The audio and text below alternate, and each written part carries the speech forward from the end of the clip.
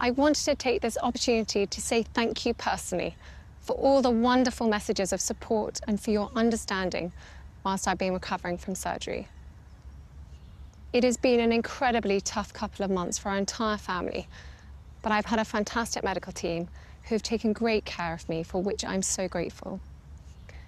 In January, I underwent major abdominal surgery in London, and at the time, it was thought that my condition was non-cancerous. The surgery was successful.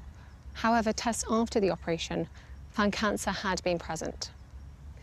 My medical team therefore advised that I should undergo a course of preventative chemotherapy, and I'm now in the early stages of that treatment. This, of course, came as a huge shock, and William and I have been doing everything we can to process and manage this privately for the sake of our young family. As you can imagine, this has taken time. It has taken me time to recover from major surgery in order to start my treatment. But most importantly, it has taken us time to explain everything to George, Charlotte, and Louis in a way that's appropriate for them and to reassure them that I'm going to be okay. As I've said to them, I am well and getting stronger every day by focusing on the things that will help me heal in my mind, body, and spirits. Having William by my side is a great source of comfort and reassurance too, as is the love, support, and kindness that has been shown by so many of you. It means so much to us both.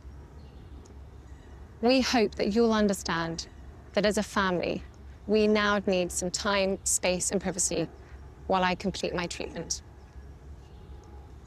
My work has always brought me a deep sense of joy, and I look forward to being back when I'm able. But for now, I must focus on making a full recovery.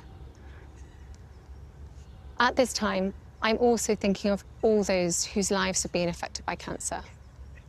For everyone facing this disease, in whatever form, please do not lose faith or hope.